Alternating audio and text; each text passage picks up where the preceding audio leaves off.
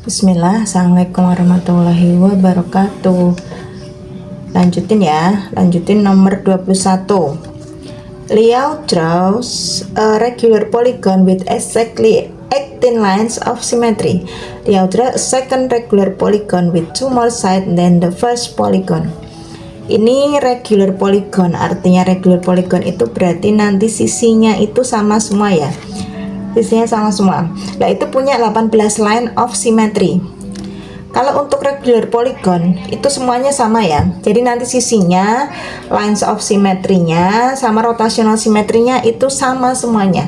Jadi kalau di situ untuk polygon pertama itu ada 18 line of symmetry, berarti auto rotational symmetry-nya itu juga 18 gitu. Nah, ini dia Lia itu gambar second regular polygon with ini ya, two more side.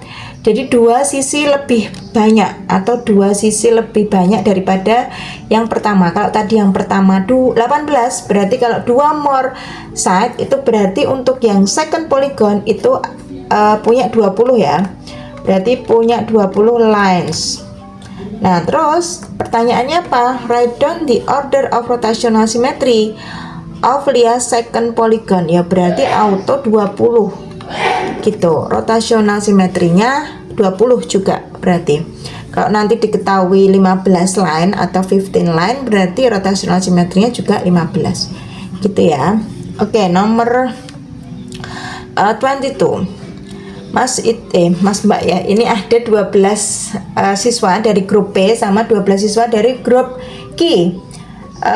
The maximum score is 50 ya. Jadi mereka ikut ulangan matematika. Nah, ini untuk grup B dulu. Grup B untuk stem and leaf diagramnya dia belum lengkap ya. Ingat untuk yang di sini itu stemnya itu batangnya, nanti yang di kanannya itu daunnya. Langkah pertama kita cari key-nya dulu. Di sini sudah diketahui key untuk batangnya atau stemnya itu 2. Di sini bisa kita milih dari data yang ada ya. Yang penting ada di sini. Terserah nanti mau milihnya 21, 24 atau 27. Kita pilih salah satu aja. Oke.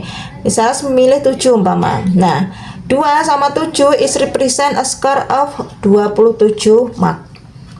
Gitu. Nah, sekarang kita urutkan. Ingat untuk stem and leaf diagram itu harus urut ya, dari kecil ke besar, nggak boleh asal-asalan, harus urut, daunnya harus urut.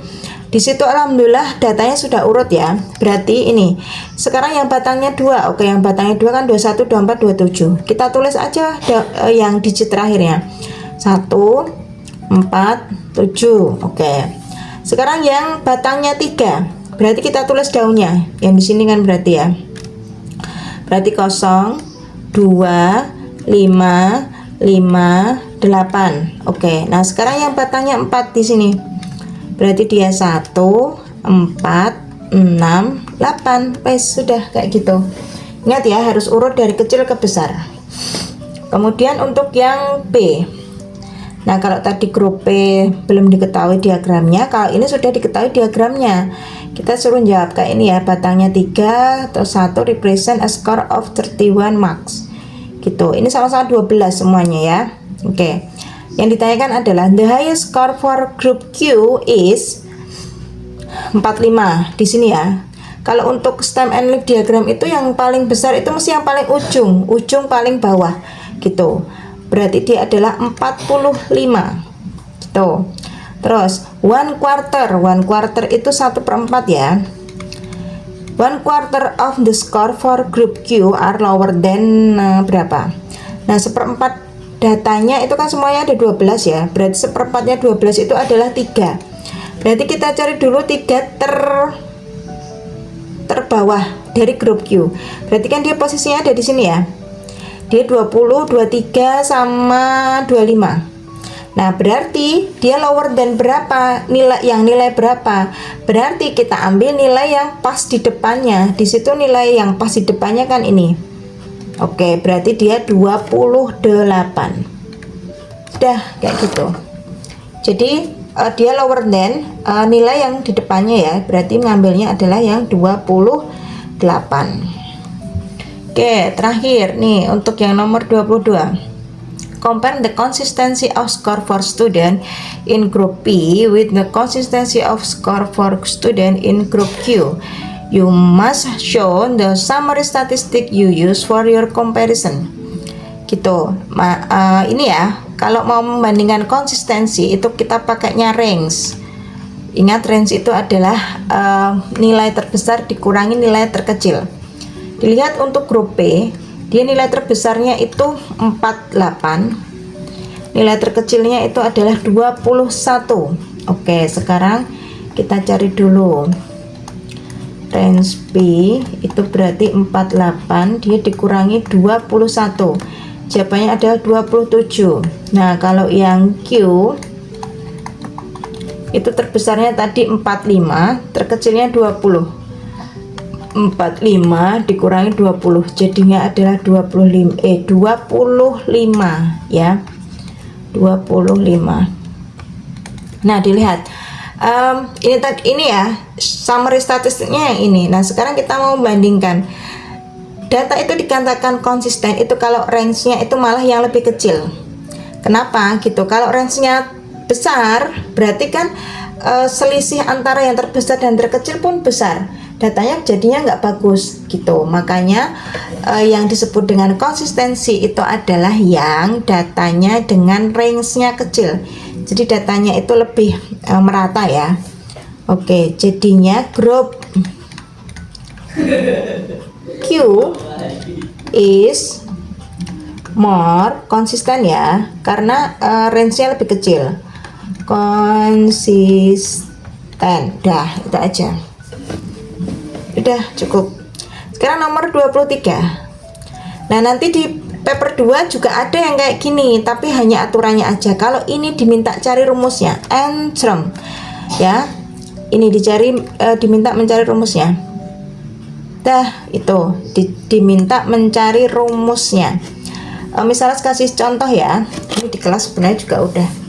Misalnya punya bilangan 3, 5, 7, 9. Ini sebenarnya ada rumusnya ya dulu ya. Kalau kalian ini unit 9 kalau nggak salah, rumusnya kan ada A plus N-1 kali B. Nanti coba dibuka lagi, tapi nggak perlu pakai rumus, nggak apa-apa. Coba lihat, ini di sini selisihnya adalah 2 ya, selisihnya 2. Nah, caranya langkah pertama adalah silahkan selisihnya itu dikali dengan N. Dah, gitu. Kemudian N-nya itu kita mau cobakan di 1, N-nya diganti 1, berarti kan dia 2 kali 1. Oh, 2 kali 1 berapa? 2. Nah, padahal di sini angka pertamanya 3. Nah, 2 biar bisa jadi 3 itu diapain? Oke, berarti dia ditambah 1. Ya udah, itu berarti jawabannya 2N plus 1 untuk rumusnya. Nah, kemudian contoh lagi, satu lagi contoh ya. Umpama ada 2, 5, 8, 11. Nah, dilihat ini selisihnya 3. Selisihnya plus 3 plus 3 plus 3. Langkah pertama tadi kayak yang tadi ya, silakan selisihnya itu dikalikan dengan N, berarti dia 3N. Oke, N-nya dikali 1, diganti 1, 3 kali 1 jadinya 3. Nah, padahal di situ angka pertamanya 2. Nah, 3 biar jadi 2 berapa? Oke, dia di min 1. Wes, kayak gitu. Itulah yang namanya the nth term of the sequence ya. Nah, sekarang kita mau cari yang di sini.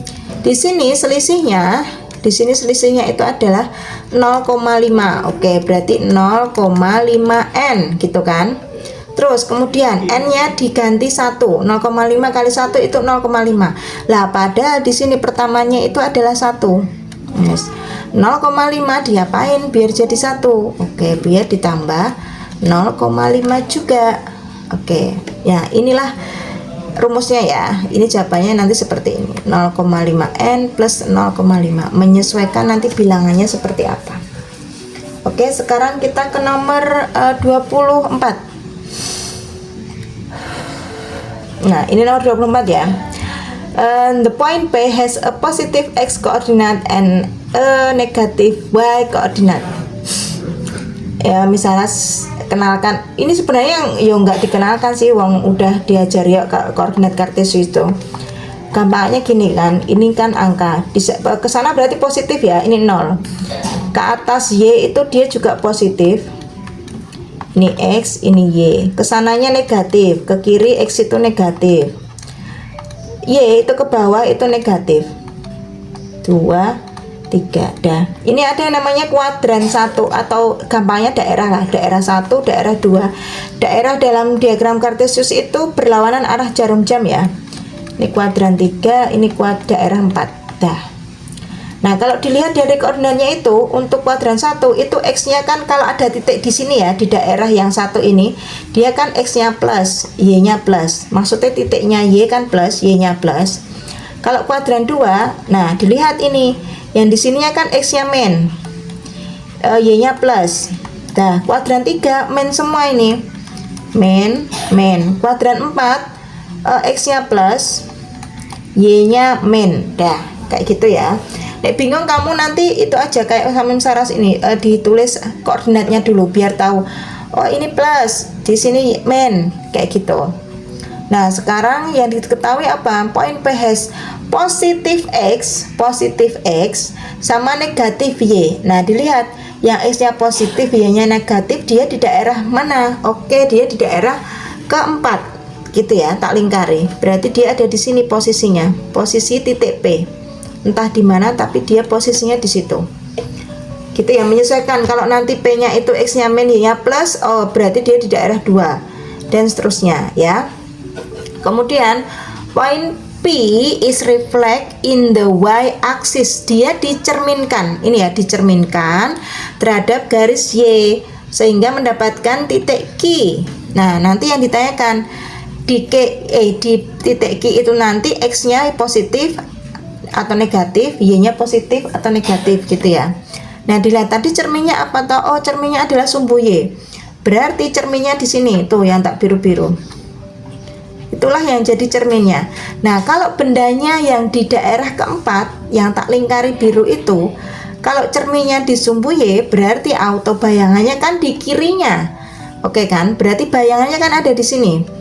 Bayangannya tak lingkari ungu ya. Berarti bayangannya di sini. Dah, bendanya itu dengan cerminnya di tengah, berarti bayangannya yang di kirinya. Oke, berarti X koordinatnya dia min, itu kan min X-nya yang tak lingkari ungu ya. Y koordinat berarti dia juga min. Nah, gitu. Jadi menyesuaikan. Miss, coba kalau dia dicerminkan terhadap sumbu X. Oke, itu kan sumbu Y ya. Kalau sumbu X kan berarti nanti cerminnya ada di sini kan, yang mendatar. Oke, berarti auto bayangannya yang di atasnya. Oke, berarti X-nya plus, Y-nya plus gitu. Jadi nanti menyesuaikan aja cerminnya itu yang mana. Gitu ya. Oke, terakhir nomor 25 untuk part ini. Wah, banyak ya. Itu ada here's a pattern using square number. Karena ini kan belum boleh pakai kalkulator ya. Tapi nek kau nanti mentok nggak tahu maksudnya ini, ya udah 3007 kuadrat itu berarti 3007 kali 3007 gitu ya, dikalikan. Tapi panjang kan, nggak usah pakai hitungan banyak. Sekarang kita lihat polanya aja. Dilihat di sini urut ya, dari 3001 kuadrat sampai dia 3005 kuadrat, urut, bilangnya urut. Dilihat polanya, 2 digit pertama itu 90 semua. 9 semua. Oke, berarti nanti yang lain menyesuaikan. Oke, misalnya punya 3, tak terusin ya, 3006 kuadrat. Berarti tak tulis dulu 90. Oke. Sekarang yang tengah, dilihat yang tengah. Yang tengah, dua yang tengah ya. Itu 06. Itu 12, itu 18, itu 24, itu 30. Nah, dilihat polanya itu adalah selisihnya itu 6. Selisihnya 6 kan? Selisihnya 6 terus dari 6, 12, 18, 24, 30. Nah, berarti kalau 3006 berarti ini 30 tambah 6. Oke, 30 tambah 6. Oke, berarti di sini 36. Udah ya. Nah, kemudian 3 digit terakhir. 3 digit terakhir ini sebenarnya dia adalah kuadrat dari digit terakhir bilangannya. Oke, dilihat. Itu 1 kuadrat. Itu 1 kuadrat itu 1 kali 1 ya. 2 kuadrat itu 4. 3 kuadrat itu 9, 4 kuadrat itu 16, 5 kuadrat itu 25. Nah kalau 6 kuadrat berapa? 6 kuadrat itu 36. Oke gitu. Tadi berarti 0, 36. Sudah itu yang 3006. Sekarang kita mau cari ya, pertanyaannya adalah yang 3007. Ya udah diterusin aja polanya. Tak tulis bawahnya biar gampang ya. Oke, 90 dulu.